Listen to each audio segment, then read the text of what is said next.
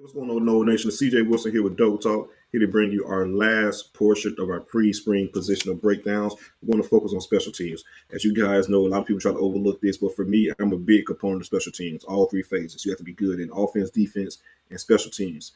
Special teams could, I'm not going to say could, it's just as important as the other three. 33%, 33%, 33% all around for me. It isn't, one team that's better than the other or one team that's more important to the other. Well, before we get into it, DoakTalk is brought to you by DASH.FI, the modern charge card for digital ad spend. DASH.FI is a business-to-business corporate expense card program that gets you the highest cash back on the market starting at 3%. Most companies start you guys off at 1.5. With DASH.FI, we're going to double that up at 3%. So again, if you guys have any type of business in which you're using any type of corporate expenses, whether it's mailing products, whatever it may be, tap in with DASH.FI. They will take you back, they will take care of you rather. 3% with the cash back versus 1%, 1.5%. So tap in with DASH.FI. You can link with those guys within the description. All right, guys, let's jump right into it, man. As you guys know, the kicking position, Ryan Fitzgerald. Shout out to Ryan Fitzgerald. He's had a roller coaster career, to say the least, at FSU. A couple of years ago, he really struggled at FSU. Bounced back this past year. He was one of the better kickers in the entire country. So I want to give a shout out to Ryan Fitzgerald and the hard work he put in the offseason the previous year going into the 2023 season, and of course trying to carry it over. Confidence is a big thing for kickers, and he did a great job of gaining his confidence back and having a great 2023 season. So within that 2023 season, Fitzgerald had 115 points, and he was 19 for 21 in kicks. He was also 58 for 58 in extra points. Ryan Fitzgerald was third team All-ACC. Ryan was a semifinalist for the Lou Groza Award, which goes to the best kicker in the country. And again, this was an interesting stat as well, not just kicking field goals. Ryan was also very good on kickoffs too, garnering 56 touchbacks for the FSU Seminoles last year, which is a very key component as well too, not giving guys a chance to return any kicks. And anytime we did try to, so it was certain situations, certain games in which FSU wanted to actually give them a chance to return it, have high kicks and let the kickoff team get down there.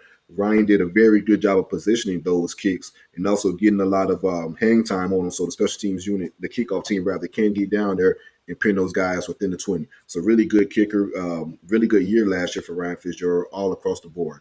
And also Ryan is all. This is an interesting stat as well. Just doing some digging on Ryan Fitzgerald, some things I caught. He is 9th all time in scoring for FSU.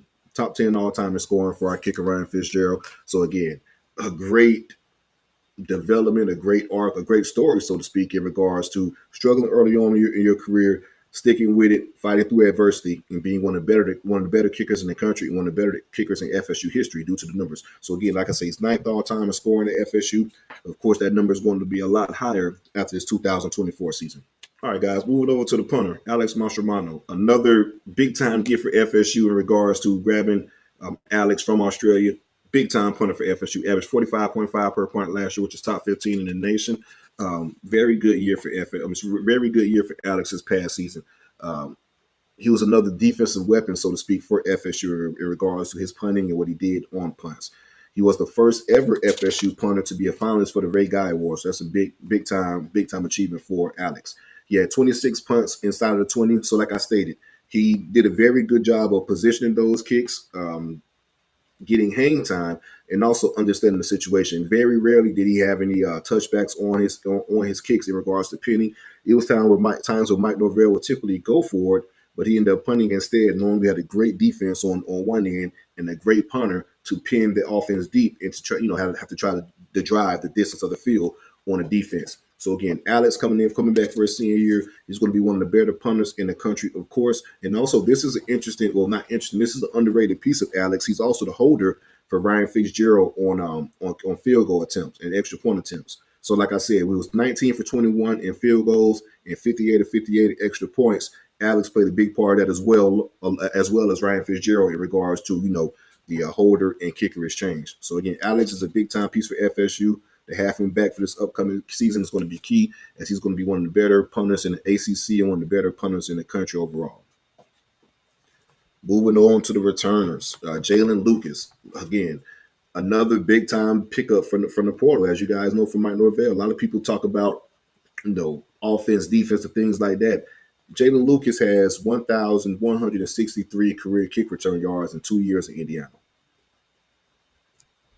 That's a lot of offensive production in my opinion. So again, he was definitely worth the take, worth the scholarship. He is the younger brother of Ja'Kai Douglas. When you have a guy that can flip the field like that on kick returns, it does dividends for your team overall. Like I stated earlier, Jalen Lucas has over 1,000 kick return yards, and to go with those kick return yards, he has three kick return touchdowns as well, which is tied for the Indiana career record in kick returns for a touchdown. He did that in 2 years before in the transfer portal. So it's safe to say he would have been the sole owner of that kick return record for Indiana. Just some of the accolades he had at Indiana while being the kick returner. First team All Big 12, first team All Big 10, Big 10 kick returner of the year, which was the first true freshman to ever win the Big 10 returner of the year. And also he was a freshman All-American for Indiana. So you got a guy that can flip the field. And if you go back to Mike Norvell days at Memphis, during his tenure at Memphis, the Memphis Tigers led the country in kick returns for touchdowns during his tenure at Memphis. So then you go factor over to FSU. So last year we had a kick return for a touchdown against Duke with Deuce Spann, and the year before that, Trey Benson had a kick return for a touchdown against Boston College. So if you have Jalen Lucas and Deuce Spann back there as your kick returners, it's pretty much pick your poison, man. It's going to be a nightmare for opposing coaches in regards to that because Jalen Lucas is a speed guy. As you guys know, Deuce Spann is a speed guy. Both guys are capable for taking it all the way, but I do think Jalen Lucas will be the focal point on the kick return. So a big-time player for FSU. I think it's going to pay dividends on the offense in regards. It's going to make it easier on the offense, rather, to have a dynamic kick return in Jalen Lucas who could pretty much flip the field in an instance. Moving on to punt return, this is going to be an interesting one to see who we replace Keon Coleman with. As you guys know, last year, a lot of people had concerns for Keon Coleman being the punt returner due to him being the top receiver, this, that, another. But again, that really wasn't the issue. He was the most sure-handed guy we had as far as fielding the kicks. And once he fielded those kicks, he made something happen. One of the better punt returners within the ACC last year. It's going to be interesting to see what we do this year for the punt return position. Of course, you have Jalen Lucas, who was a kick return guy more so at Indiana, but he could possibly return punts as well for FSU. You can look at a guy like Vandrevius Jacobs, was a true freshman last year, big-time playmaker, receiver that we have out of the Vero Beach area. So, again, he could be a guy that could factor into returning punts as well this year. So we'll see how it plays out. Punt return is going to be a little bit unknown going to spring. We'll see how the practices work out. But I do believe Coach John Pachulis will figure it out. That's another guy I want to give flowers to. He's done an amazing job of special teams, whether it's kickoff, kick return, punt return, field goal block, which we have blocked a lot of field goals over the years. Coach Pachulis has done a great job in regards to special teams at FSU. Really good special teams coordinator.